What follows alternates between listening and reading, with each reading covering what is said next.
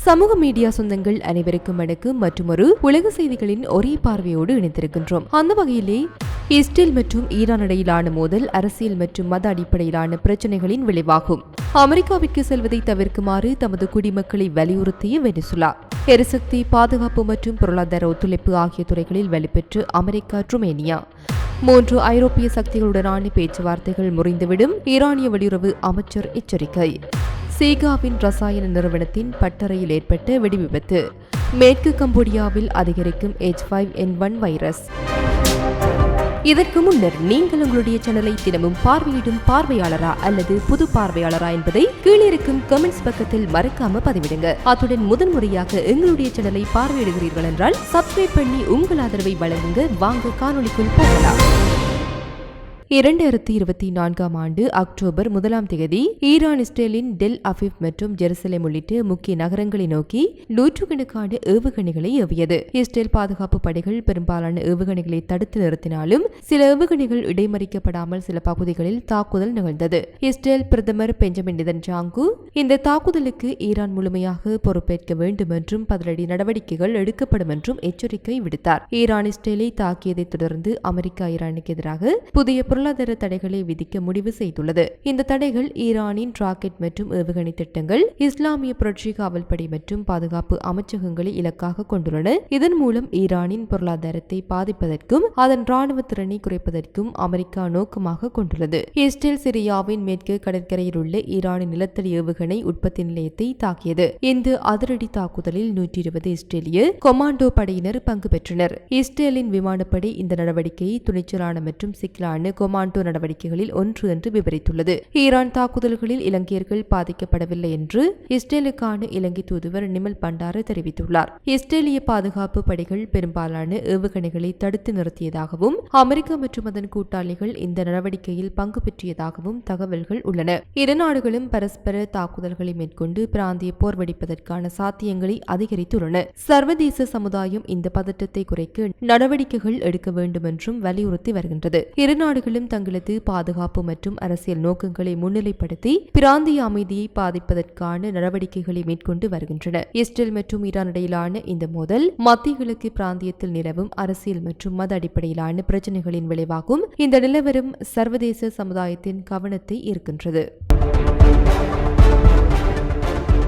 ஈரானுக்குள் பூஜ்ய செறிவூட்டல் என்ற நிலைப்பாட்டை ஐக்கிய ராஜ்யம் கடைபிடித்ததால் நாட்டின் அணுசக்தி திட்டம் தொடர்பாக 3 ஐரோப்பிய சக்திகளுடனான பேச்சுவார்த்தைகள் முறிந்துவிடும் என்று ஈரானிய வெளியுறவு அமைச்சர் அப்பாஸ் அரக்சி எச்சரித்துள்ளார். நடந்து வரும் பேச்சுவார்த்தை செயல்பாட்டில் அவர்களை ஈடுபடுத்துவதில் அமெரிக்கா தொடர்ந்து ஆர்வம் காட்டாத போதிலும் ஈரான், இங்கிலாந்து மற்றும் பிற ஐரோப்பிய JCPOA பங்கேற்பாளர்களுடன் பலதரப்பு ஈடுபாட்டை நல்லெண்ணத்துடன் பராமரித்து வருகின்றது என்று ஹராஜி எக்ஸில் கூறினார். ஈரானின் பூஜ்ய செறிவூட்டல் என்ற இங்கிலாந்து நிலைப்பாடு NPT மற்றும் மீதமுள்ள JCPOA பங்கேற்பாளராக இங்கிலாந்து உறுதிமொழிகளை மீறுவதாக இருந்தால் அணுசக்தி பிரச்சினையில் விவாதிக்க எங்களுக்கு எதுவும் இல்லை என தெரிவித்துள்ளார்.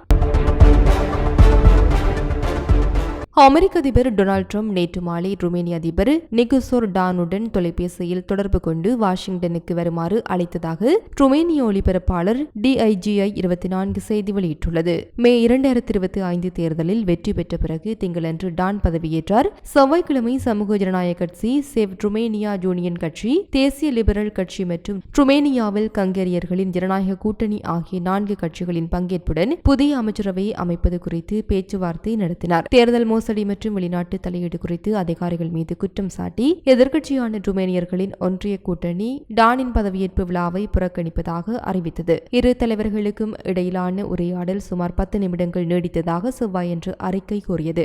சமீபத்திய ஆண்டுகளில் பாதுகாப்பு, எரிசக்தி, பாதுகாப்பு மற்றும் பொருளாதார ஒத்துழைப்பு ஆகிய துறைகளில் அமெரிக்க ருமேனிய உறவுகள் வலுப்பெற்றுள்ளன. டெவசெலுவில் உள்ள அமெரிக்க ஏவுகணை பாதுகாப்பு தளம் 2016 முதல் ருமேனிய பிரதேசத்தில் செயல்பட்டு வருகின்றது. மேலும் 2023ஆம் ஆண்டில் நாடுகள் அணுசக்தி மேம்பாட்டு துறையில் ஒத்துழைப்பு குறித்த ஒப்பந்தத்தில் கையெழுத்திட்டன. மனித உரிமை மீறல்கள் என கூறி அமெரிக்காவிற்கு செல்வதை தவிர்க்குமாறு தனது குடிமக்களை வலியுறுத்தும் பயண எச்சரிக்கையை வெனிசுலா நேற்று முன்தினம் வெளியிட்டது. அமெரிக்காவில் உள்ள வெனிசுலா மக்கள் நாடு கடத்தல், குடும்ப பிரிவினை மற்றும் தன்னிச்சையான தடுப்பு காவல் போன்ற ஆபத்தில் இருப்பதாக வெளியுறவு அமைச்சர் ஜுவான் கில் டெலிகிராமில் தெரிவித்தார். வாஷிங்டன் குடியேற்ற அச்சுறுத்தலை பயன்படுத்துவதாகவும் அந்நிய வெறுப்பை தூண்டுவதாகவும் அவர் குற்றம் சாட்டினார். அமெரிக்கர்கள் மற்றும் சட்டப்பூர்வ குடியிருப்பாளர்கள் வெனிசுலாவிற்கு பயணம் செய்ய வேண்டாம் என்று அமெரிக்க வெளியுறவுத்துறை அறிவுறுத்திய சில மணி நேரங்களுக்கு பிறகு இந்த எச்சரிக்கை விடுக்கப்பட்டுள்ளது.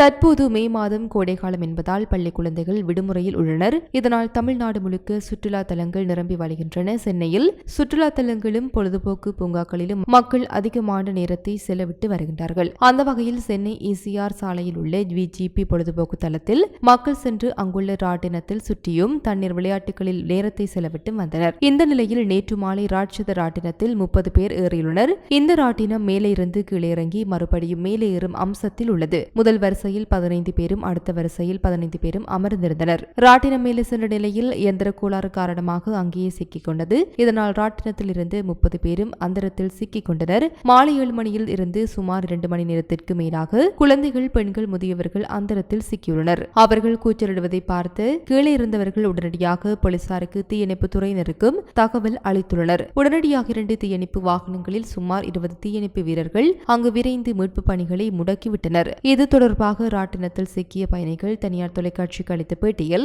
2 மணி நேரமாக 30 பேர் வரை அந்தரத்தில் சிக்கிக் கொண்டுள்ளோம். ராட்டினம் நன்றாக சென்று கொண்டிருந்த நிலையில் திடீரென ஸ்ட்ரக் ஆகி நின்றுவிட்டது. உயிரை கையில் பிடித்தபடி 160 அடி உயரத்தில் அமர்ந்துள்ளோம். எங்களை விரைந்து மீட்க வேண்டும் என தெரிவித்துள்ளனர்.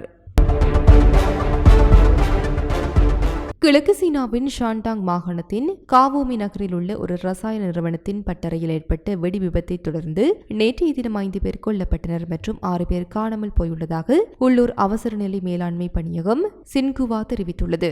நண்பகல் வேளையில் ஷான்டாங் ஜுடாவோ கெமிக்கல் கோ லிமிடெட்டில் ஏற்பட்ட விபத்தில் 19 பேர் சிறு காயங்களுக்கு உள்ளானதாக பணியகம் தெரிவித்துள்ளது. காணாமல் போனவர்களை தேடுதல், காயமடைந்தவர்களுக்கு சிகிச்சை அளித்தல், குடும்பங்களுக்கு ஆறுதல் அளித்தல் மற்றும் சுற்றுச்சூழலை கண்காணித்தல் ஆகியவற்றில் கவனம் செலுத்தி முயற்சிகளை ஒருங்கிணைக்க மாகாணம் மற்றும் உள்ளூர் அதிகாரிகள் ஒரு கூட்டு மீட்பு கட்டளை மையத்தை நிறுவியுள்ளனர். சம்பவ இடத்தில் தேடுதல் மற்றும் சுத்தம் செய்யும் பணிகள் இன்னும் நடந்து வருகின்றன. குண்டுவெடிப்பு குறித்த அறிக்கை கிடைத்ததும் அவசர நிலை மேலாண்மை அமைச்சகம் உடனடியாக ஒரு பணிக்குழுவையும் தீயணைப்பு வீரர்கள், மருத்துவ நிபுணர்கள் மற்றும் பணி பாதுகாப்பு நிபுணர்கள் உள்ளிட்ட சிறப்பு பணியாளர்களையும் உள்ளூர் மீட்பு முயற்சிகளுக்கு உதவ அனுப்பியது.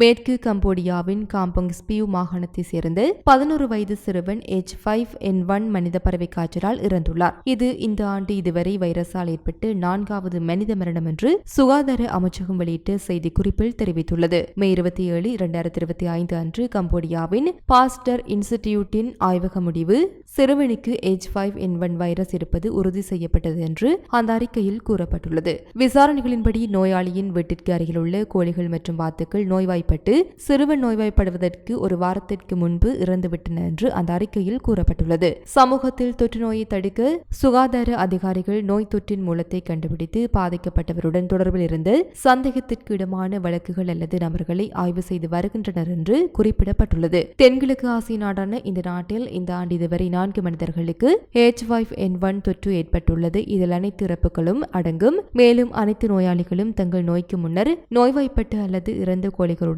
சமீபத்தில் தொடர்பு கொண்ட வரலாற்றை கொண்டிருந்ததாகவும் கூறப்படுகின்றது. இது போன்ற பல செய்திகளை தெரிந்து கொள்ள நம்முடைய சமூக மீடியா யூடியூப் சேனலை சப்ஸ்கிரைப் செய்து அருகில் உள்ள பெல் பட்டனை கிளிக் செய்யுங்கள். மேலும் செய்திகளை உடனுக்குடன் தெரிந்து கொள்ள சமூகமீடியா.com என்ற இணையதளத்தின் வாயிலாக எங்களுடன் இணைந்திருங்கள்.